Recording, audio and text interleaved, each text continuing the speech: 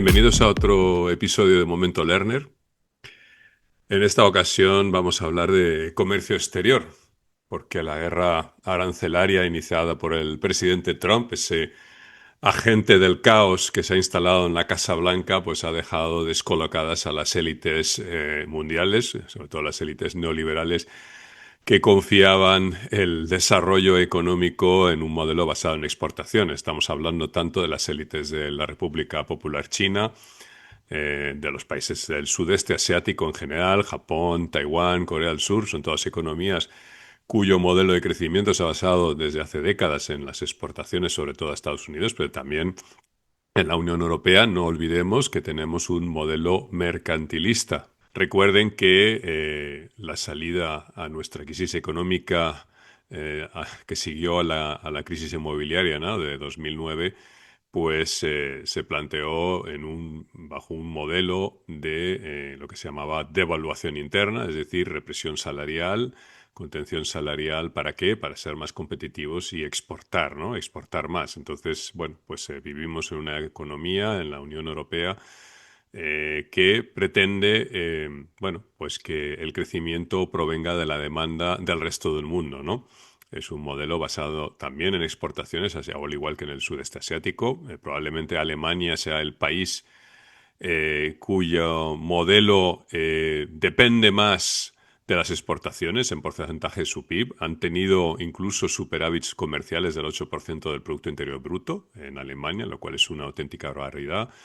Pero España, y lo podéis ver en el gráfico que estoy mostrando en pantalla, pues España también salió de la crisis gracias a un modelo bueno, de demanda externa, ¿no? De crecimiento basado en exportaciones, tanto de servicios, turismo, ¿no?, y otros servicios como de mercancías, ¿no? Eso exige, evidentemente, salarios que no crecen. Es un modelo donde, bueno, pues hay crecimiento del PIB, pero ese crecimiento no se traslada a una mejora del nivel de vida, porque el aumento de la producción no se destina al consumo de los nacionales, de los residentes, sino al consumo de otros países en el resto del mundo, ¿no? Entonces, ¿qué pasa? Bueno, pues que el modelo mercantilista depende de que siempre haya alguna economía o varias economías dispuestas a tener un déficit comercial. Esa economía fundamentalmente ha sido Estados Unidos desde la época de la Segunda Guerra Mundial y sobre todo gracias a lo que algunos han llamado el privilegio del dólar, ¿no? Es decir, la avidez del resto del mundo por conseguir dólares, de los chinos, de los japoneses, de los exportadores en general, los países exportadores.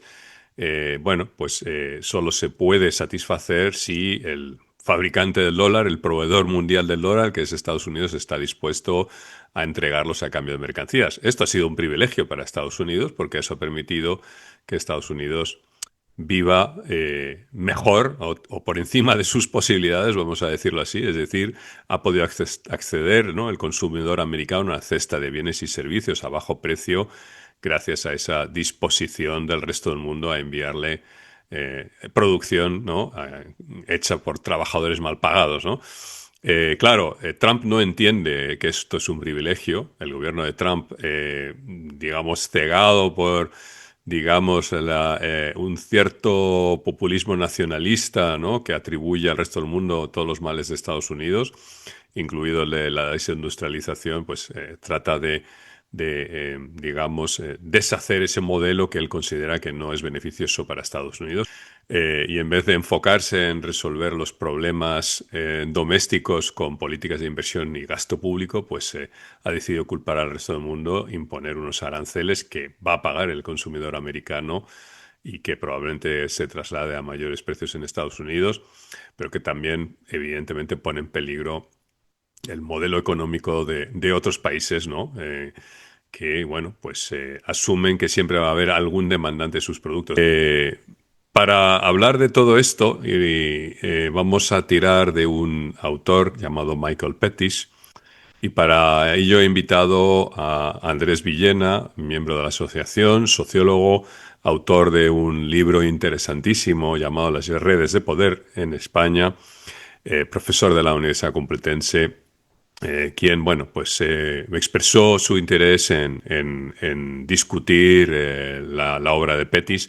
Pettis ha sido, pues, es un economista que ha estado trabajando en el sector financiero, es profesor de administración de empresas en la Universidad Guanghua, y disculpen porque no soy parlante de chino, en Pekín. Y bueno, es un experto en la economía china y ha sido un autor que ha reflexionado mucho sobre el comercio exterior.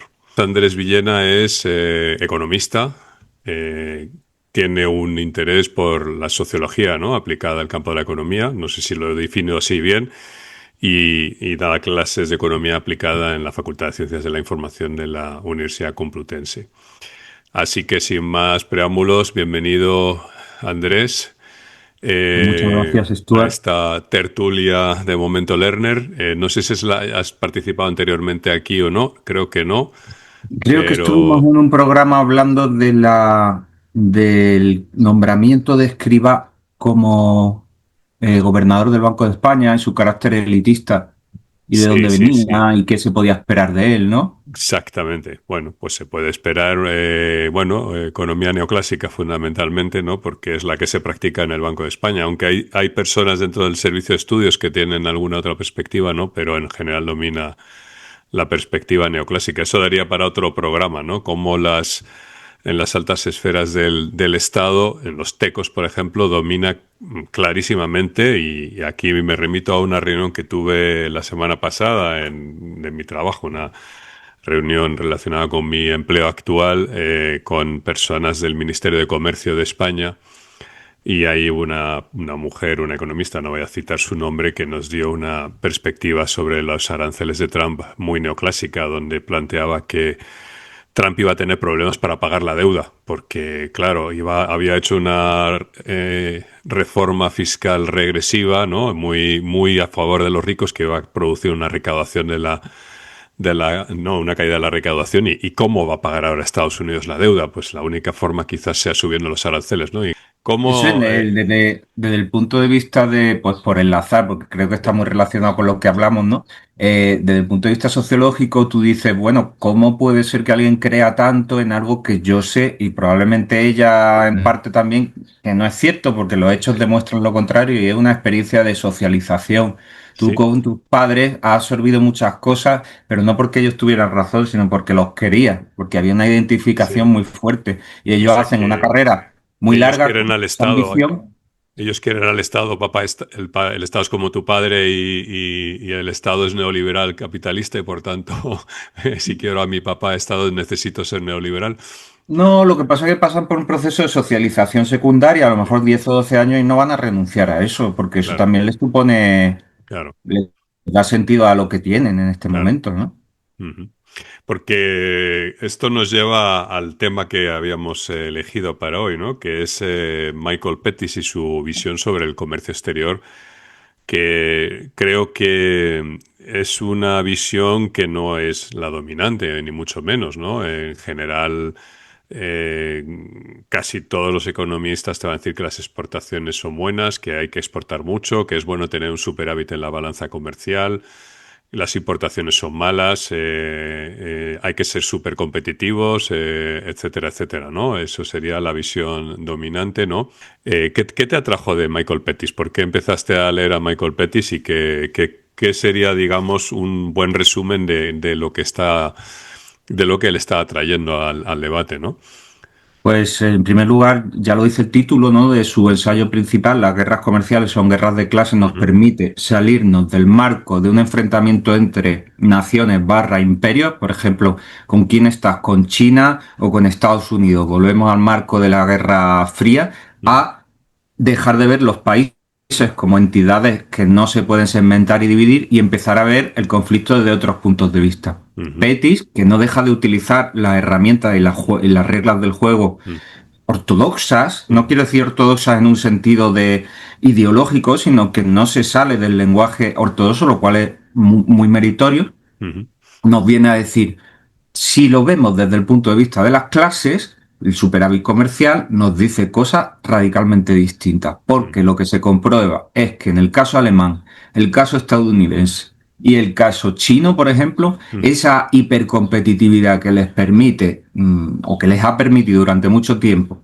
vencer en la batalla de las exportaciones, se consigue a base de algo que cualquier economista debería saber, que es la explotación del factor trabajo. ujú, Bien por factores políticos, régimen de poder muy concentrado vertical, llamémoslo así, porque no, para no hacer una distinción maniquea, China, en la que trabajadores del campo llegan a la ciudad, tienen derechos parciales, cotizan y pagan impuestos y no reciben todos los beneficios sociales, se convierten en trabajadores que, claro, son muy baratos y permiten que los precios de exportación.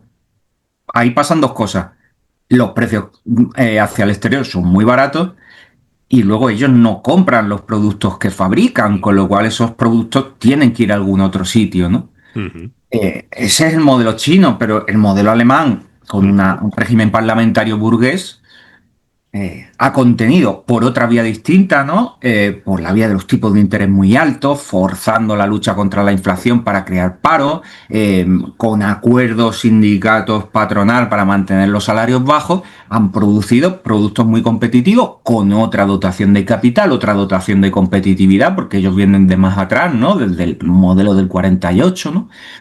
Y también, tanto en un caso como en el otro, modelos políticos distintos generan una plusvalía muy grande. Plusvalía, y ahí viene la clave de la ruptura clase-país, que no se puede invertir o que se decide no invertir en el propio país, sino que va afuera.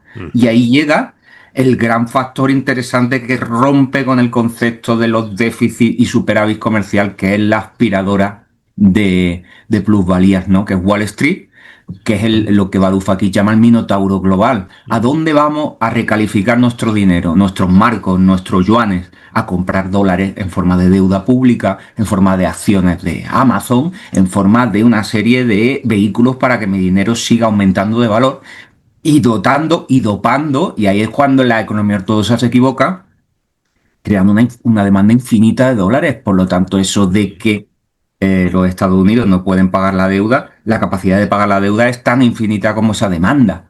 Claro. Por otras razones, un país no puede llegar a quebrar si tiene su banco central, ¿no? Ujú. Pero es que además el sistema actual monetario les subvenciona esa capacidad de ese poder para la moneda. Eso para Estados Unidos es muy bueno y luego tiene sus efectos negativos, ¿no? Pero aquí no hay una guerra entre Estados Unidos, China y Alemania, sino que hay una disparidad creciente entre clases sociales que en realidad lo que están haciendo es romper los países y crear un escenario ficticio en el que Trump castiga a China, China castiga a Trump, los chinos van por un lado, los gobernantes van por otro, pero que en realidad si queremos entender el problema o entenderlo más pegado a la realidad, el problema hay que replantearlo, porque si no puede llegar un momento que nos pongamos del lado de China o de Estados Unidos por una serie de razones que no son reales, ¿no? Ujú. O sea que en el fondo lo que está ocurriendo es que los hogares chinos, ¿no? El trabajador medio chino está subvencionando, ¿no? al exportador para que el exportador obtenga unos beneficios inmensos gracias a ese acceso al mercado de Estados Unidos, ¿no? Esa, que por otra parte es un reflejo de una avidez, ¿no? De una demanda por dólares, ¿no? Es decir, el gran empresario chino, el dueño de Temu, ¿no? O el dueño de Alibaba, lo que quiere es dólares. No quiere yuanes, quiere dólares y quiere beneficios materializados en dólares, ¿no? Y colocarlo en títulos de nuevo. O por lo menos hasta que llegó Trump, eso es lo que quería. Para eso necesitaba que el gobierno chino, en alianza con el capitalismo chino, ¿no? Bueno, pues generara un marco institucional que los trabajadores no tuvieran capacidad de negociar mejoras salariales, ¿no? Lo que se llama represión salarial. Y entonces, bueno, pues tenemos una situación parecida en Europa, ¿no? Donde en Alemania, efectivamente, bueno, en Alemania incluso podríamos hablar de dos clases de trabajadores, ¿no? Porque hay unos trabajadores que están en la gran industria alemana exportadora, la industria del automóvil, ¿no? La que está sindicada, ¿no? Y que de alguna forma accede a mejores puestos, ¿no? Mejores retribuciones, y luego hay una gran masa de trabajadores que se nos suele olvidar, empobrecidos en Alemania, ¿no? Cobrando salarios muy bajos y Oye, que que no los están podríamos llamar protegidos, ¿no?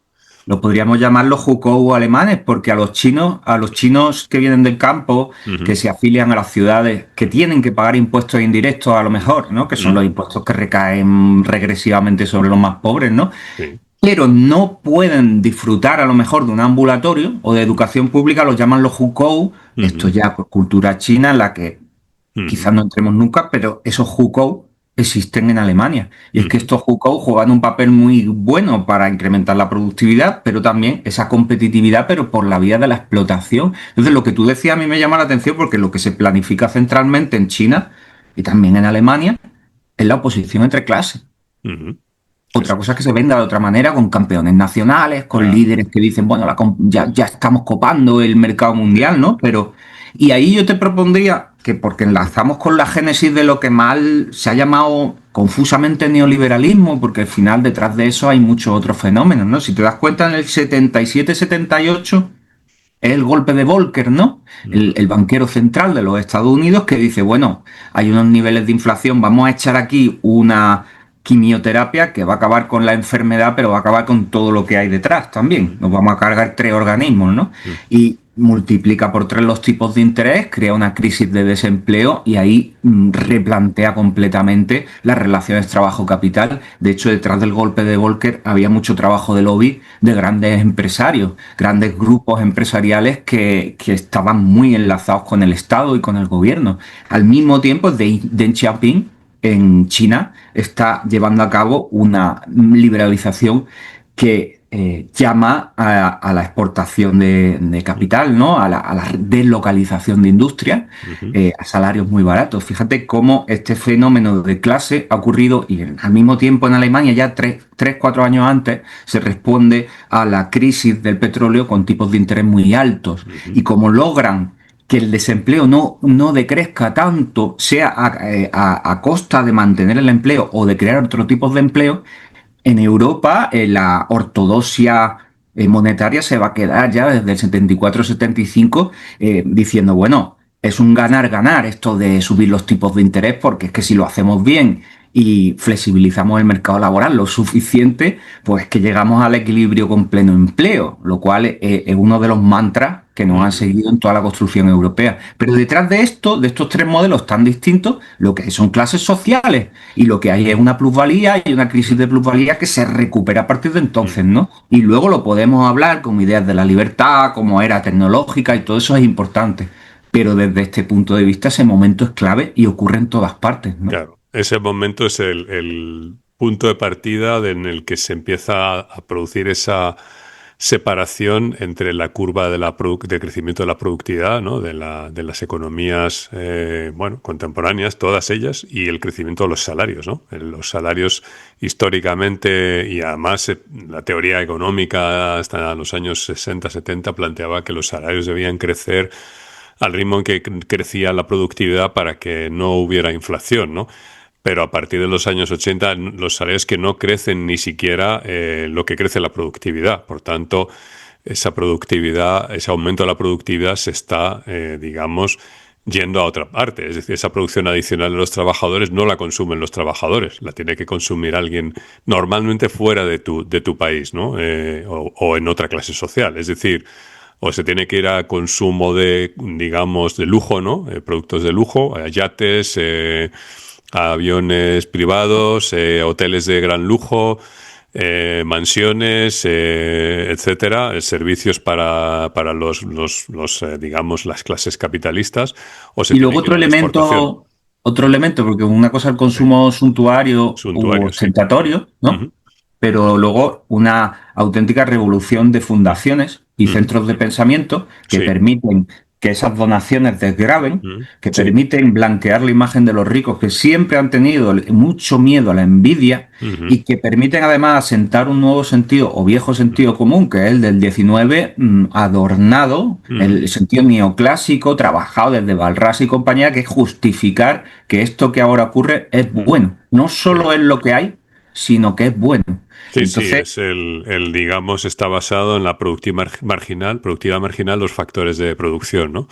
Lo cual nos lleva a concluir que si un CEO como, yo que sé, un alto ejecutivo como qué sé yo, la señora Botín, el Banco Santander tiene un salario que no sé cuánto será ahora, pero seguro que está por encima de los 10 millones de euros porque debe ser muy productiva ella, ¿no? Su productividad marginal tiene que ser es bestial, ¿no? O sea que Sí, sí, bueno, los Ayuso Boys dicen eso, que tú claro, tienes que ingresar en función de lo que tú aportas. Entonces, exacto. Sí, sí, sí. Exactamente. Claro, entonces el problema que nos encontramos es que ese modelo, que es el que realmente ha impulsado la ideología, vamos a, aunque no sé si te gusta el término neoliberal o no, pero bueno, el neoliberalismo entronca, ¿no?, con la Mont Pelerin Society, ¿no?, y la reacción contra las políticas que siguieron a la Segunda Guerra Mundial, ¿no?, ese capitalismo un poco mixto, ¿no?, con mucha, digamos, involucración y planificación del Estado, ¿no? Y un aumento de las prestaciones sociales para equilibrar un poco el reparto, ¿no?, de la renta de la riqueza. Eso la Mont Pelerin consigue, ¿no?, abrir la senda, digamos, que lleva al modelo que se impone en los años 80 en nuestras economías y que ha sido el vigente en Europa, en el sudeste asiático, ¿no?, en Estados Unidos también, sin duda alguna. Y ahora viene Trump y rompe la baraja, ¿no? Trump, de alguna manera, creo que equivocadamente, porque se está cargando un modelo en el que el americano salía beneficiado, ¿no? Hasta el consumidor americano. Es verdad que la desigualdad en Estados Unidos ha alcanzado niveles históricos, ¿no? Y no se habían visto desde los años 20 del siglo pasado, ¿no?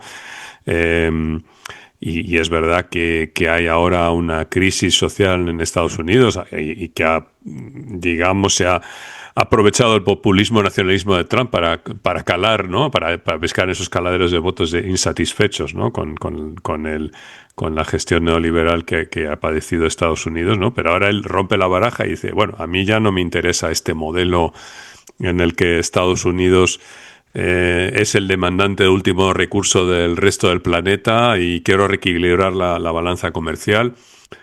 Eso se va a trasladar inevitablemente a una caída aún mayor o más estrepitosa de los niveles de vida del trabajador medio americano, ¿no? No son todavía conscientes de ello, pero si China Export no puede acceder al mercado de Estados Unidos con sus productos baratos, ¿no? Y tiene que buscar otra salida a su producción, el consumidor americano que va a Walmart de compras, ¿no? Esta cadena de bajo coste que hay por todo Estados Unidos, cualquiera que haya Estados Unidos, haya ido allí, habrá visto un Walmart seguramente, pues los productos baratos de Walmart ya no van a estar ahí tan baratos, ¿no? Y eso se va a notar. Si los salarios no suben en Estados Unidos, eso es una merma de poder adquisitivo. La pregunta es por qué Trump hace esto. No sé si tienes alguna teoría de por qué Trump ha llegado a esta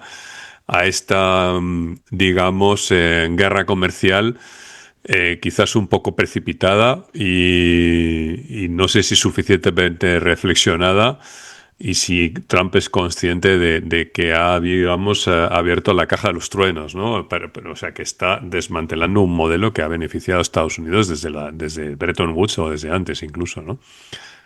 yo creo que, bueno, yo no tengo una especulación completa, da para mucha especulación porque, claro, rompe los planteamientos que teníamos, ¿no? Parece que hiciera algo que le perjudica o que perjudica a mucha gente. Eso no quiere decir que le perjudique a él, ¿no? Ah, no, a él no.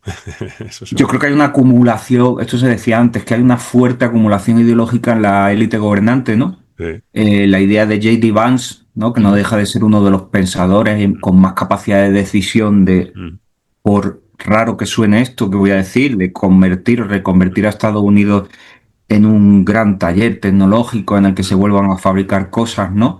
Y en Claro. el que el hombre de verdad, no un hombre homosexual ni un hombre del siglo, una persona, en Sí. fin, que trabaje 9, 10 horas, vuelva luego a casa y tenga una mujer con 3 o 4 hijos, porque va a haber, ya se está hablando, esa de facilitación fiscal para tener más hijos, ¿no? Y puedan vivir pues en un suburbio o en Una una obra. nostalgia de los años 50, ¿no? De la Sí, era perdida, algo la que era no. dorada de la posguerra, ¿no? Sí, algo que era temporal, que solo Sí, podía ser temporal. Por supuesto, estos trabajadores no van a tener la tentación de sindicarse, porque ¿cómo van claro. a tener la tentación de sindicarse? Y van a vivir pues en una segunda residencia en vacaciones con esa familia nuclear que va a permitir que Estados Unidos sea grande otra vez. Me parece que esta reflexión no es suficiente, pero esa acumulación ideológica propia de los inicios de legislatura Ujú. a lo mejor explica ¿Y cómo ha cómo, comenzado este fenómeno, ¿no? digamos, Pavás es este personaje de ultraderecha, sea una especie de Santiago Abascal de Estados Unidos, ¿no? Un personaje de una ultraderecha un poco casposilla, ¿no? Vamos a decirlo, cada país tiene su ultraderecha casposa, ¿no? Nosotros estamos esta ultraderecha de caza, toros, ¿no? Banderita de España en la pulsera y tal, ¿no? Mm. Pero Trump es más un empresario pragmático, oportunista, al más no poder. Podía haber estado perfectamente el Partido Demócrata si las cosas hubieran ocurrido de otra manera, ¿no? De hecho, en algún momento hay alguna entrevista antigua de Trump donde él hablaba de incluso de ser un candidato del Partido Demócrata. O sea, que a él le da igual, ¿no? El color, la estrategia. La misma Claro, Elizabeth Truss fue cercana a los laboristas, o sea que claro, estos son unos exactamente. perfiles psicológicos de Y, aprovechar oportunidades y meterse claro, totalmente en los nuevos papeles, ¿no? o tenemos un Elon Musk, ¿no? ¿Cómo encaja aquí un Elon Musk, este personaje que es una especie de ídolo de los admiradores de la ¿cómo llamarlo? Tecnocracia, ¿no? La tecnoélite o los tecnobros o como queramos llamarlo, ¿no? Estos empresarios de los sectores digamos, bueno, pues el mundo digital y también de la tecnología, de los sectores tecnológicamente avanzados como Elon Musk, ¿no? Ha sido un ídolo de muchas personas, ¿no? Por sus supuestos logros empresariales con Tesla y SpaceX, etcétera, ¿no? ¿Cómo se explica que un tipo como Elon Musk no entienda o se involucre en una política que conlleva una guerra comercial que no sé si a él le beneficia o le perjudica, ¿no? No sabría decirlo, ¿no? Yo creo que, bueno, ¿Hay una homogeneidad entre los capitalistas americanos o hay allí una ruptura entre distintas, hay una lucha dentro del propio capital, ¿no?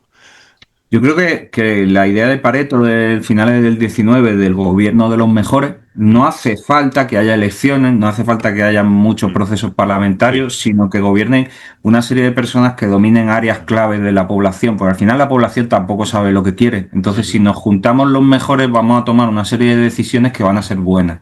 Eso por un lado, yo creo que se manifiesta en este tipo de gobierno. ujú, Y aparte de eso, pues es verdad que se están tomando decisiones que van a dañar a corto plazo la economía norteamericana, pero no sé si hay una cierta teoría de juego en el sentido de apostar muy fuerte al principio para producir un efecto y luego ir rebajándolo. Eso ujú, parece que es la tendencia más reciente. ujú. Se empezó con un absoluto cierre casi autárquico, se llegaba a hablar de control de capitales ya.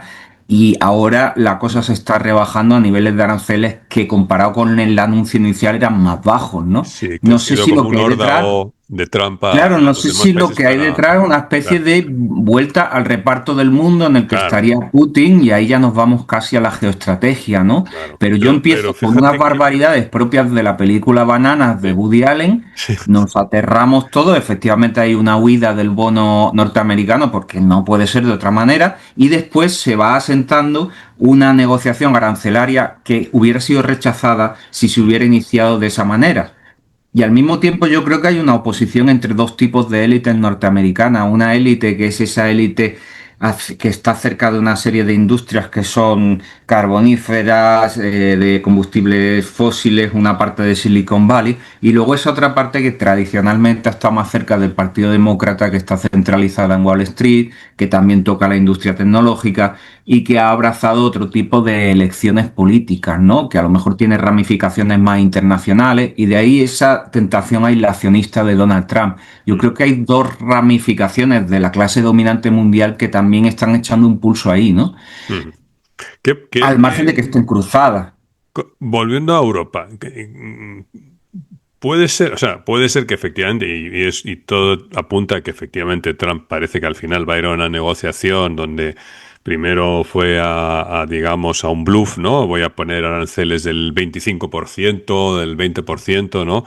Y ahora ha hecho una moratoria y ahora parece que va a negociar con Ursula von der Leyen, etcétera, ¿no? Pero la élite europea parece incapaz o sea, no sé si es que está todavía en estado de shock pero digamos, no es capaz de plantearse una alternativa a un modelo económico. Yo creo que los chinos sí, o sea, los chinos han visto, digamos, las orejas al lobo y empiezan a plantearse si deberían buscar un modelo de crecimiento basado más en la demanda interna.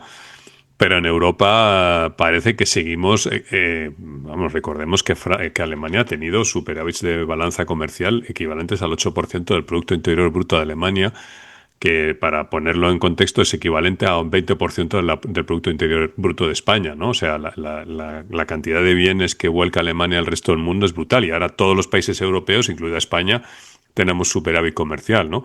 Pero el modelo alemán parece que está gripado, o sea, también lleva en bajo crecimiento o incluso recesión, ha estado bordeando, si no directamente en la recesión, varios trimestres.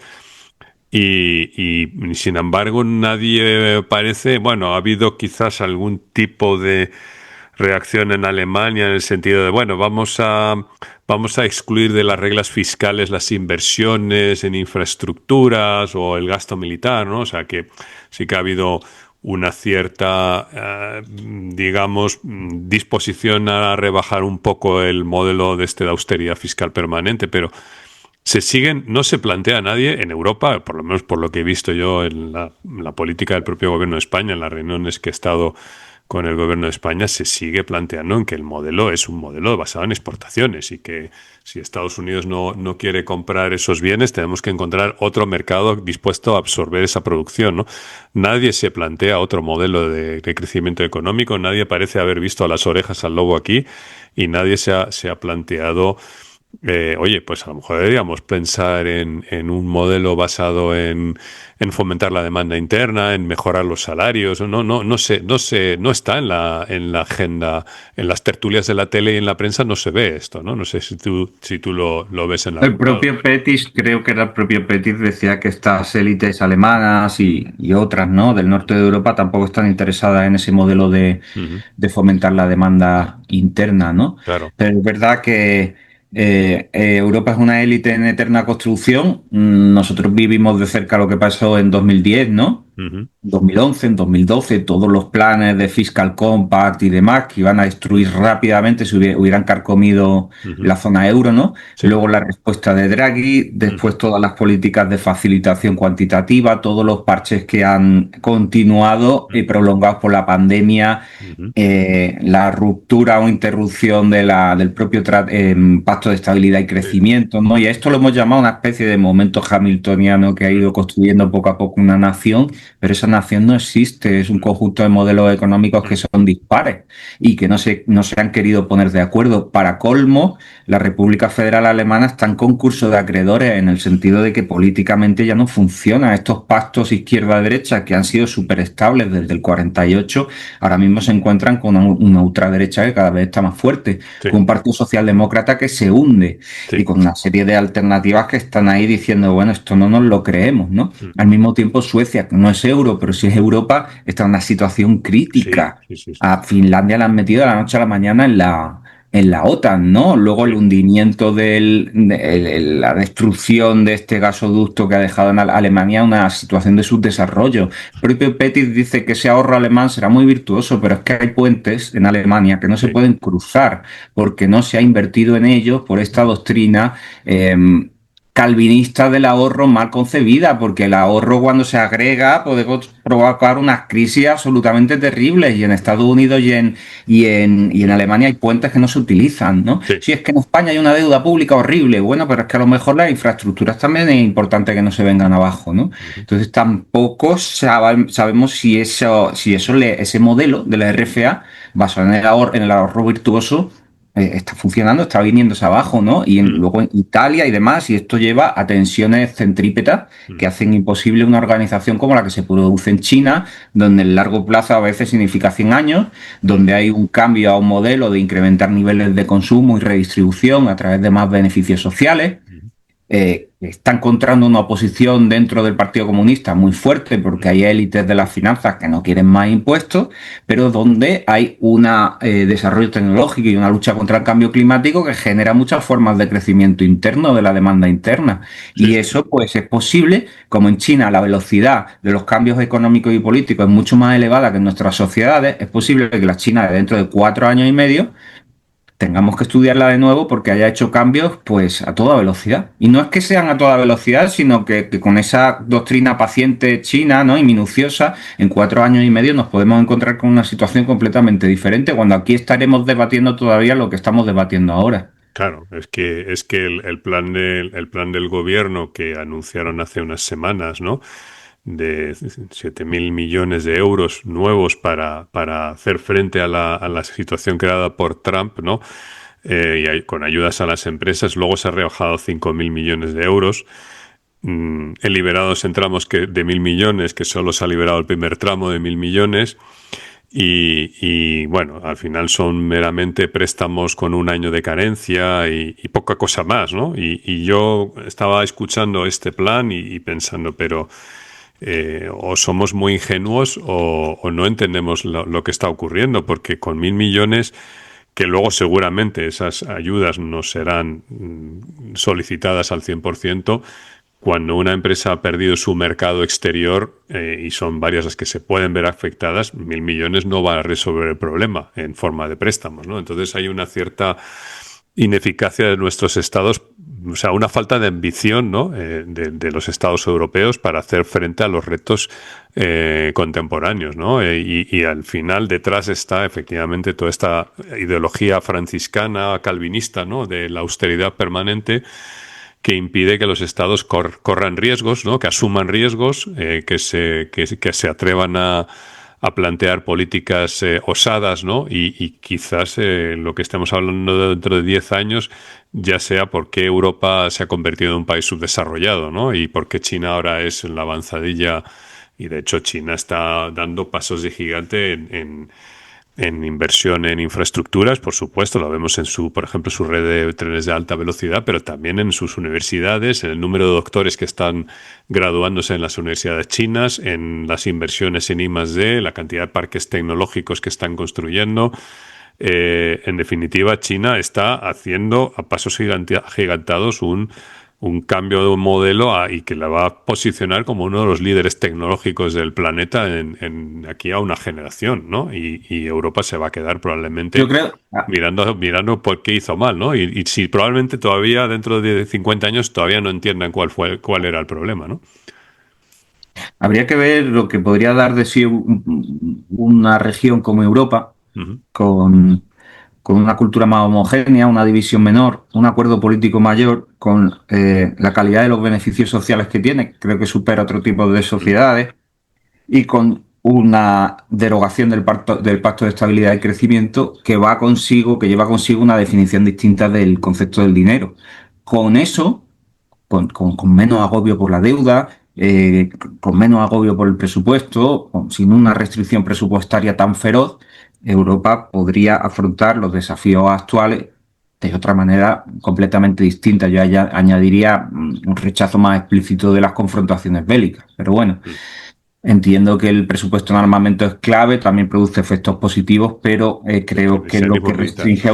lo que restringe a Sí, Europa sí. es ese desacuerdo político y Mm. luego ese conjunto de restricciones presupuestarias, incluso conceptuales, que se han puesto porque se piensa que si no se ponen, vamos a tener estados manirrotos que van a producir toneladas de hiperinflación, que es lo que preocupa a las élites en cuyo seno está la génesis de esta comunidad, ¿no?